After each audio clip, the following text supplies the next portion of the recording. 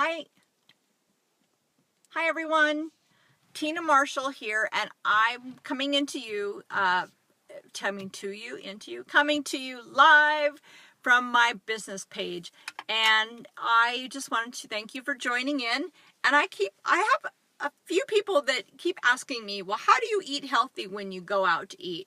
And what I want to tell you is that it starts with a decision. It starts with a decision to be mindful and a decision to eat healthy when you go out. And we all know when we go out to eat, there's chips, there's salsa, there's drinks, eating out is fun. Eating out is social. I know we really enjoy meeting up with friends and eating out.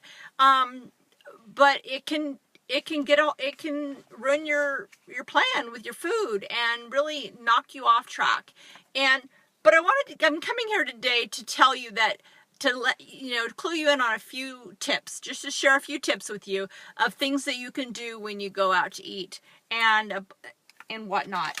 First of all, don't be afraid to ask the waiter for things on the side. So salad, dressing on the side.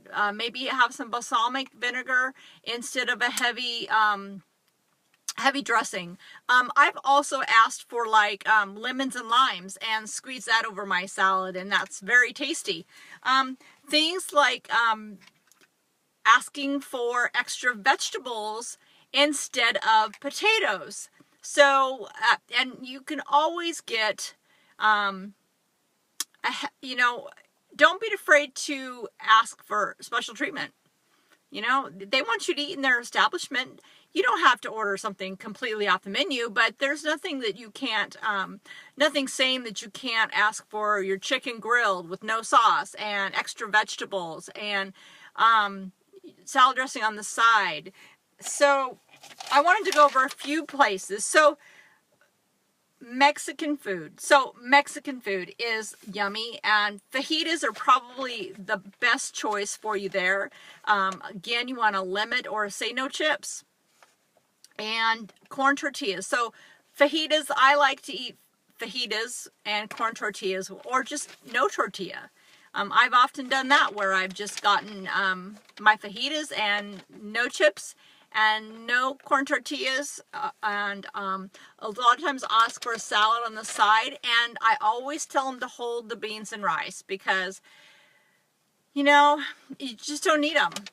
Beans and rice, unless you want to plan for black beans instead of refried beans. Those are good. Chinese food. Now you might be thinking Chinese food and what's lots of vegetables and it's healthy for me, and yeah, but those vegetables have a lot of sauce on them, and a lot of times they have sugar and some MSG, which is just not good for you, and sodium. They're really high in sodium. And so what can happen when you eat a lot of sodium and sugar and MSG in Chinese food, and I'm not saying that all places are like that, but oftentimes they are, is that it can cause headaches and bloat, and that's just not a good feeling. The sushi is a little bit better because the fish is good, and I'm not a huge sushi eater, but I will tell you to stay away from the tempura rolls and the rolls with cream cheese. Those will catch up with you. And so those are some of the some restaurant tips that I would have for you. And when you travel,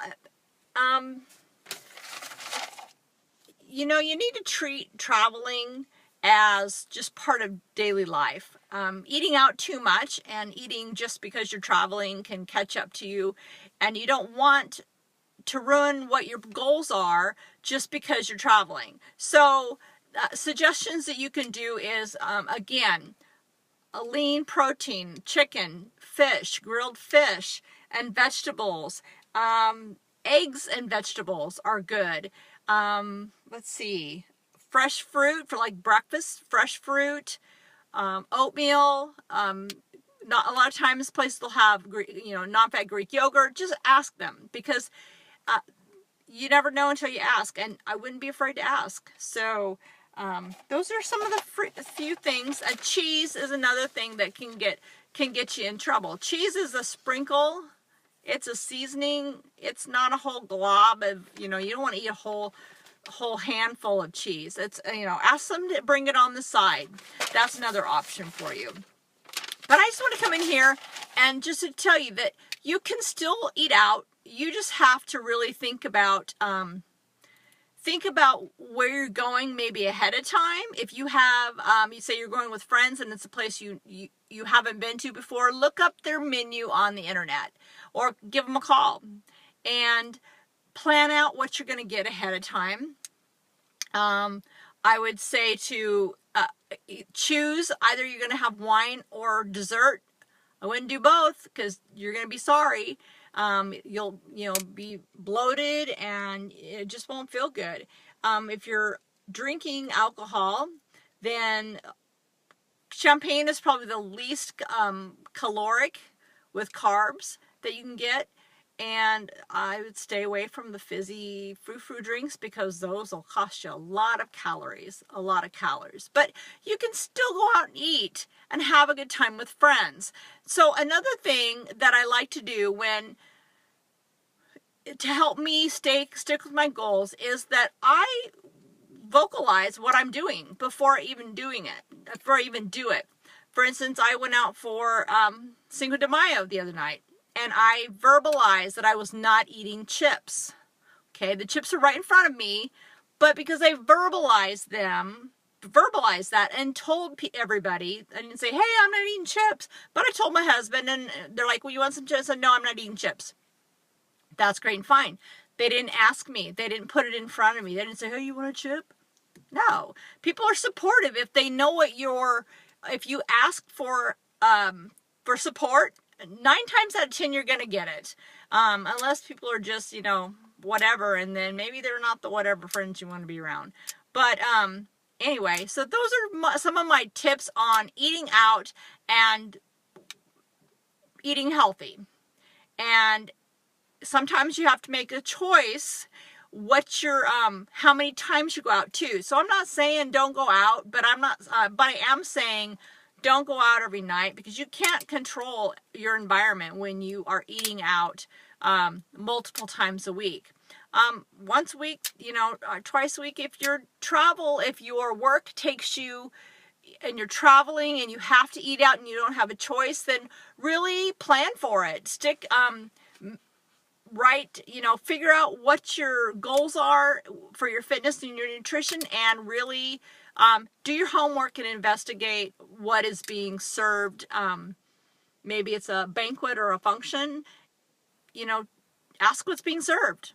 And don't be afraid to take what you want and slide the rest of it off your plate onto it and then have them take it away. Have the waiter take it away or take it to the side of the plate.